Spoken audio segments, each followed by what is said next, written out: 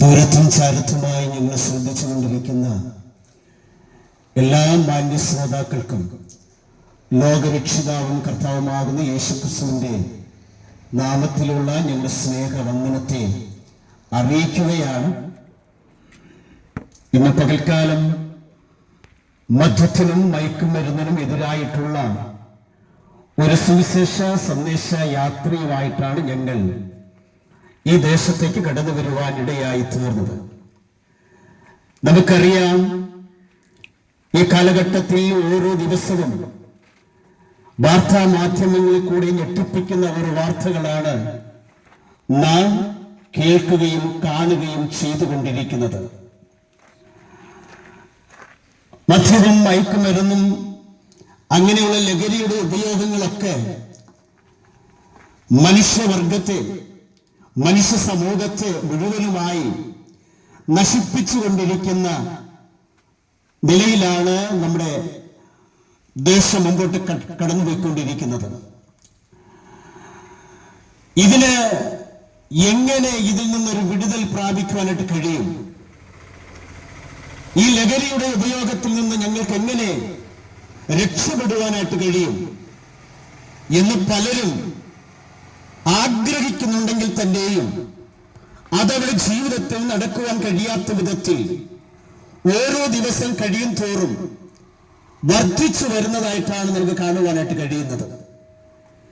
എന്നാൽ ഇന്ന് പകൽക്കാലം ഞങ്ങൾ പ്രസംഗിക്കുന്ന സുവിശേഷത്തിൽ കൂടെ, യേശുക്രിസ്തുവിൽ കൂടെ ഇങ്ങനെയുള്ള ലഹരിയുടെ ഉപയോഗത്തിൽ നിന്ന് നിങ്ങൾക്ക് മോചനം ലഭ്യമാകുവാൻ കഴിയുമെന്നുള്ള യാഥാർത്ഥ്യം ഇന്ന് പകൽക്കാലം ഞങ്ങൾ നിങ്ങളെ അറിയിക്കുകയാണ്.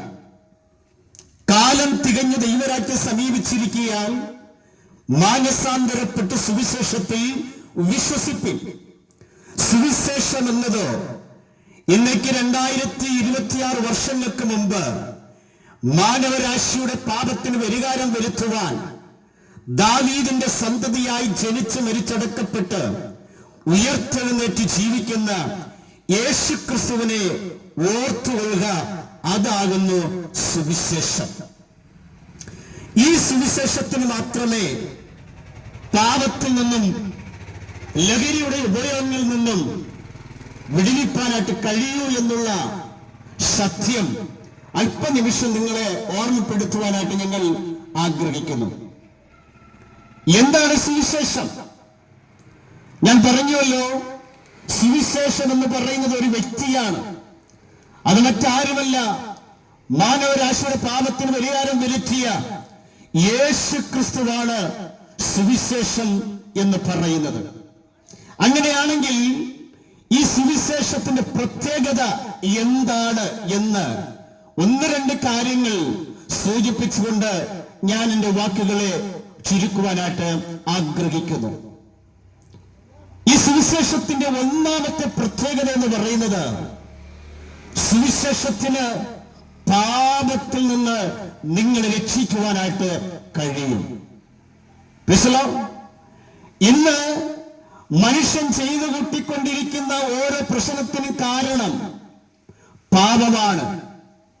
മനുഷ്യനിൽ അടങ്ങിയിരിക്കുന്ന പാപത്തിൻ്റെതായ പ്രവൃത്തികളാണ് നിങ്ങളെ മധ്യത്തിലേക്ക് നയിച്ചുകൊണ്ടിരിക്കുന്നത്, പാപപ്രവൃത്തികളിലേക്ക് നയിച്ചുകൊണ്ടിരിക്കുന്നത്.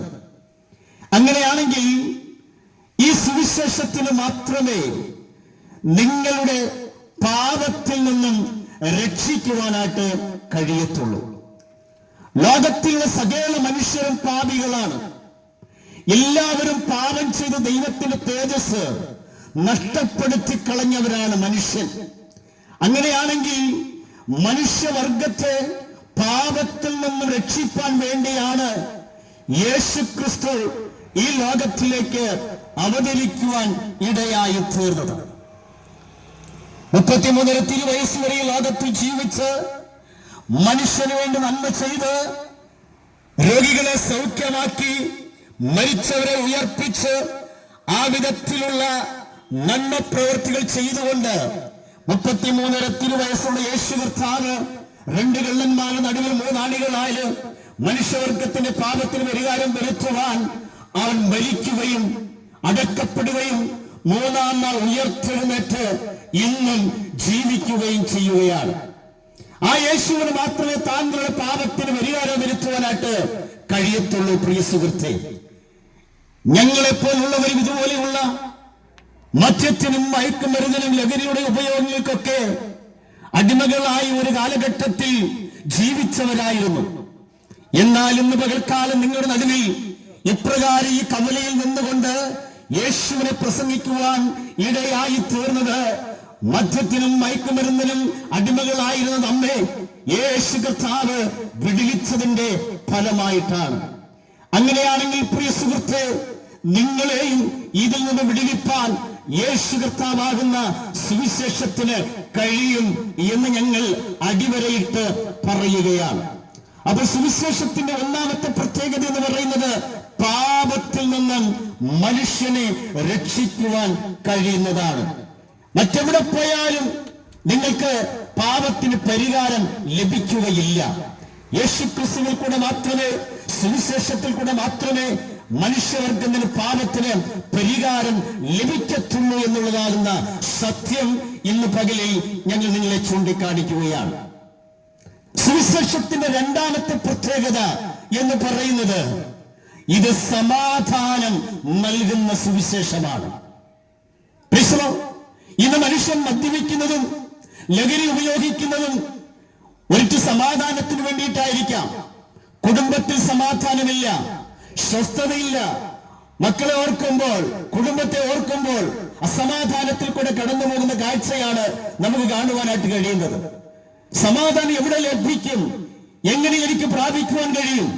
ആ വിധത്തിൽ മനുഷ്യൻ നെട്ടോട്ടം ഓടിക്കൊണ്ടിരിക്കുമ്പോൾ ഇന്ന് പകൽക്കാലം സുവിശേഷത്തിന് മാത്രമേ നിങ്ങൾക്ക് നിത്യമായ ഒരു സമാധാനത്തെ നൽകി തരുവാനായിട്ട് കഴിയത്തുള്ളൂ.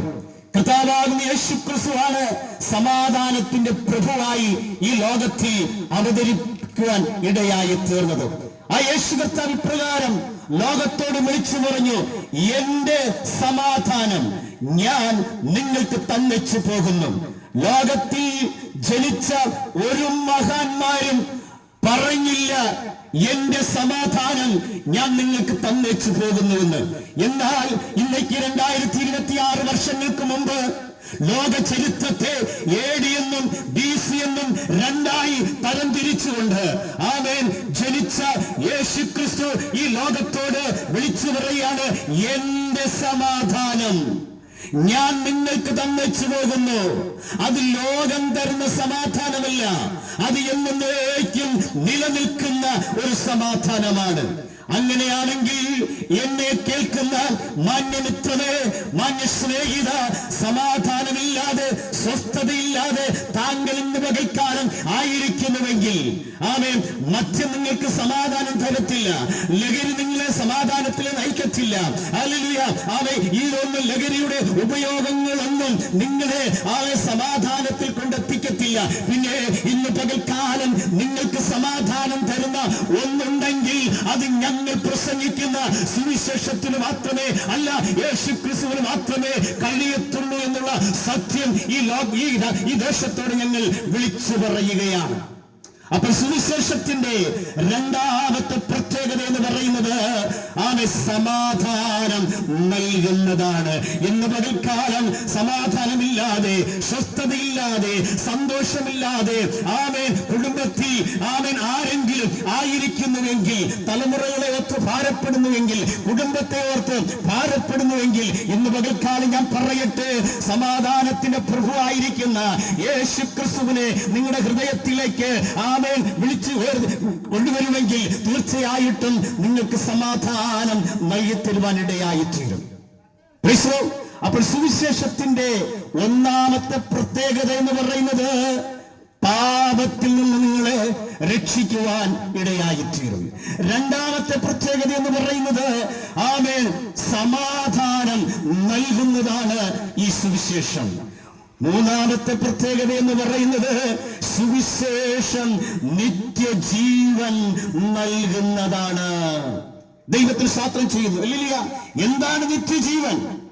ഈ ലോകത്തിൽ മനുഷ്യന് ജീവിക്കുവാൻ ആമേൻ ചില കാലഘട്ടങ്ങൾ ഈശ്വരൻ തന്നിട്ടുണ്ട്. 80, 90, 100 ആമേൻ വയസ്സ് വരെ ഈ ലോകത്തിൽ ജീവിച്ചു കൊണ്ട് ആമേൻ മരണത്തിൽ കൂടെ ഈ ലോകത്ത് നിന്ന് നാം മാറ്റപ്പെടേണ്ടുന്നവരാണ്.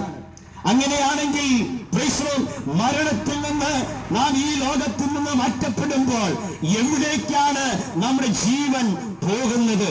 ചിലരുടെ ചിന്ത എന്ന് പറയുന്നത് മരണം കൊണ്ട് ജീവിതം അവസാനിച്ചു എന്ന്. സുഹൃത്തേ, ഇന്ന് പകൽക്കാലം ഞങ്ങൾ വിളിച്ചു പറയട്ടെ, മരണം കൊണ്ട് ജീവിതം അവസാനിക്കുന്നില്ല. മരണത്തിനപ്പുറമായിട്ട് താങ്കൾക്കൊരു ജീവിതമുണ്ട്, അതാണ് നിത്യജീവൻ. അങ്ങനെയാണെങ്കിൽ സുവിശേഷത്തിന്റെ 3ാമത്തെ പ്രത്യേകത എന്ന് പറയുന്നത് താങ്കൾക്ക് നിത്യജീവൻ നൽകി തരുന്നതാണ്. ആമേൻ. മരണം കൊണ്ട് അവസാനിക്കുന്നതല്ല നമുക്ക് ഈശ്വരൻ തന്നിരിക്കുന്ന ജീവിതം എന്ന് പറയുന്നത്.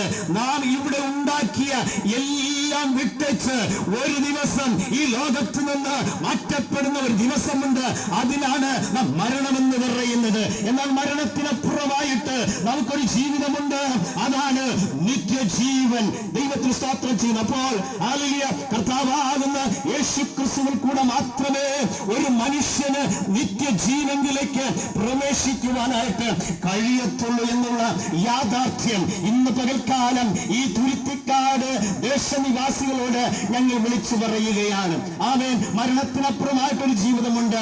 പ്രിയ സുഹൃത്തെ, മരണത്തിനപ്പുറമായിട്ട് അങ്ങനെ ഒരു ജീവിതം താങ്കൾ ആഗ്രഹിക്കുന്നുവെങ്കിൽ ഇന്ന് പകൽക്കാലം ആമേൻ ഞങ്ങൾ പറയട്ടെ, സത്യവേദ പുസ്തകത്തിൽ കൂടെ ഞങ്ങൾ ഇപ്രകാരം പറയുകയാണ്, കർത്താവാകുന്ന യേശുക്രിസ്തുവിൽ വിശ്വസിക്ക, എന്നാൽ നീയും നിന്റെ കുടുംബവും രക്ഷ പ്രാപിക്കുവാൻ ഇടയായിത്തീരും. മറ്റൊരുത്തരിലും രക്ഷയില്ല.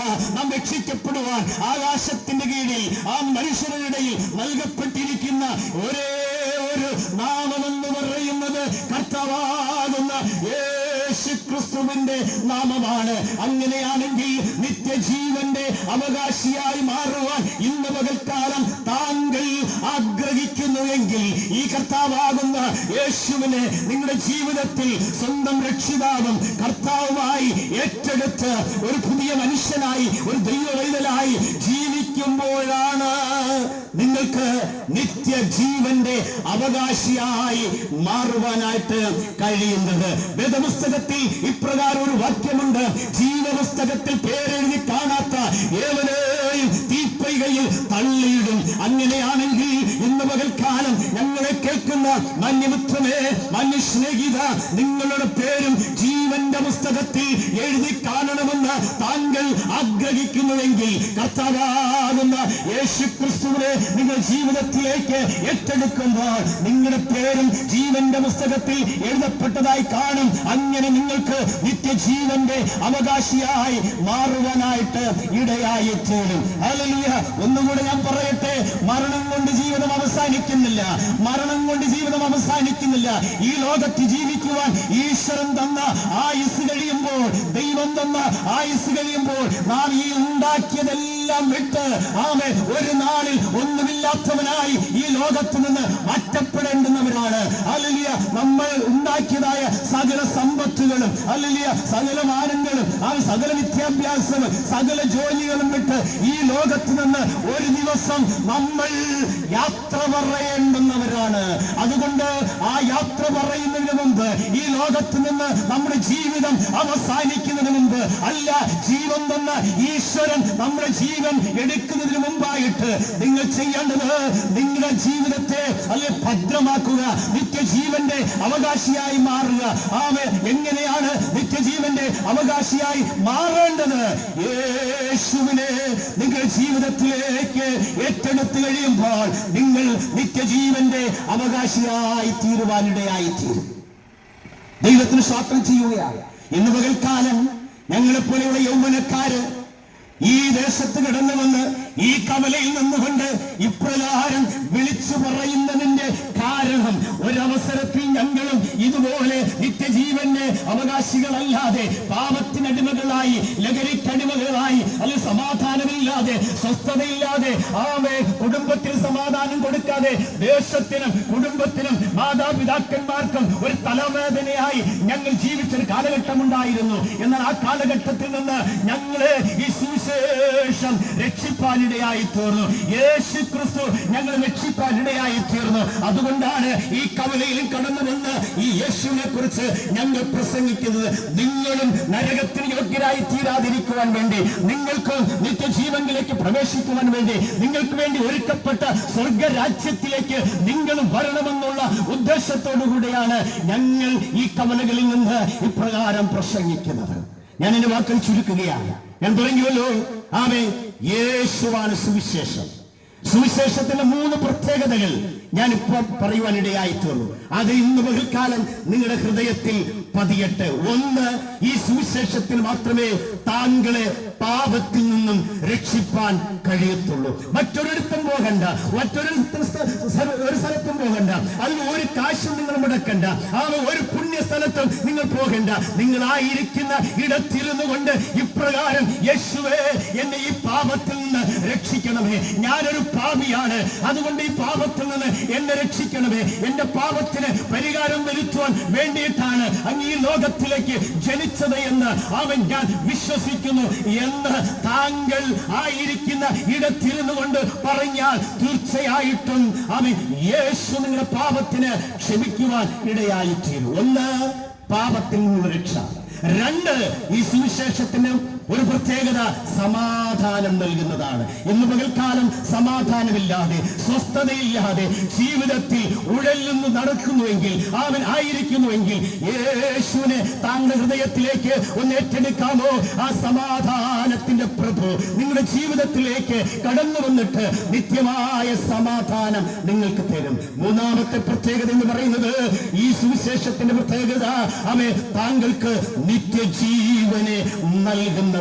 അതുകൊണ്ട് ഇന്ന് പകൽക്കാലം ഞാൻ എന്റെ വാക്കുകൾ ചുരുക്കട്ടെ. പ്രിയ സുഹൃത്തെ, നിത്യജീവന്റെ അവകാശിയായി തീരുവാൻ ഞങ്ങൾ പ്രസംഗിക്കുന്ന, ഞങ്ങളുടെ ജീവിതത്തിലേക്ക് അനുഭവിച്ചറിഞ്ഞ യേശുവിന്റെ സ്നേഹത്തെ കുറിച്ച് നിങ്ങൾ അറിഞ്ഞാൽ തീർച്ചയായിട്ടും നിത്യജീവന്റെ അവകാശിയായി തീരുവാൻ ഇടയായി തീരും. അതുകൊണ്ട് മറ്റൊരുത്തനും രക്ഷയില്ല, മറ്റൊരുത്തനും രക്ഷയില്ല. നാം രക്ഷിക്കപ്പെടുവാൻ ആകാശത്തിന് കീഴിൽ ഭൂമിയുടെ നടുവിൽ നൽകപ്പെട്ടിരിക്കുന്ന ഏകനാമമെന്ന് പറയുന്നത് യേശു ക്രിസ്തുവാണ്. അങ്ങനെയാണെങ്കിൽ ഇന്ന് പകൽക്കാലം ഈ യേശു ക്രിസ്തുവിനെ നിങ്ങളുടെ ജീവിതത്തിലേക്ക് ആഹ്വാനം ചെയ്യുവാൻ, ഏറ്റെടുക്കുവാൻ ആഹ്വാനം ചെയ്തുകൊണ്ട് ഞാൻ എന്റെ വാക്കുകളെ ചുരുക്കുകയാണ്. ഈ സമയം നിങ്ങൾക്ക് വേണ്ടി ഒരു നിമിഷം ഞങ്ങൾ പ്രാർത്ഥിക്കും. നിങ്ങൾ ഏതെങ്കിലും വിഷയത്തിന്റെ മേൽ ഭാരപ്പെട്ടിരിക്കുന്നുണ്ടോ? ഹല്ലേലൂയ, സ്തോത്രം ചെയ്യുന്നു. നിങ്ങളുടെ കുടുംബത്തെ ഓർത്ത്, നിങ്ങളുടെ തലമുറയെ ഓർത്ത്, തലമുറയുടെ ഭാവിയെ ഓർത്ത്, വിദ്യാഭ്യാസത്തെ ഓർത്ത്, സാമ്പത്തിക ബുദ്ധിമുട്ട് ഓർത്ത്, ഞെരുക്കങ്ങളെ ഓർത്ത്, ഏതെങ്കിലും വിഷയത്തിന് മേൽ നിങ്ങൾ ഇന്ന് പകൽക്കാലം ഭാരത്തോടുകൂടെ ആയിരിക്കുന്നുവെങ്കിൽ നിങ്ങൾക്ക് വേണ്ടി ഒരു നിമിഷം ഞങ്ങൾ പ്രാർത്ഥിക്കുവാൻ പോവുകയാണ്. നിങ്ങളുടെ പ്രശ്നം എന്തായിക്കൊള്ളട്ടെ, ഏത് പ്രശ്നത്തിനും പരിഹാരം തരുവാൻ സുവിശേഷത്തിന് മാത്രമേ കഴിയത്തുള്ളൂ. നിങ്ങളുടെ ഏത് വിഷയത്തിനും പരിഹാരം തരുവാൻ യേശു കർത്താവിന് മാത്രമേ കഴിയത്തുള്ളൂ എന്ന് പറഞ്ഞുകൊണ്ട് എന്റെ വാക്കുകളെ ഞാൻ ചുരുക്കുന്നത് കേട്ടിരുന്ന നിങ്ങളെല്ലാവരെയും യേശു കർത്താവ് ധാരാളമായി അനുഗ്രഹിക്കട്ടെ. ഇപ്പോൾ ഞങ്ങൾക്കൊപ്പമായിരിക്കുന്ന കർത്താവിന്റെ നിങ്ങൾക്ക് വേണ്ടി ഒരു നിമിഷം പ്രാർത്ഥിക്കുന്നതായിരിക്കും.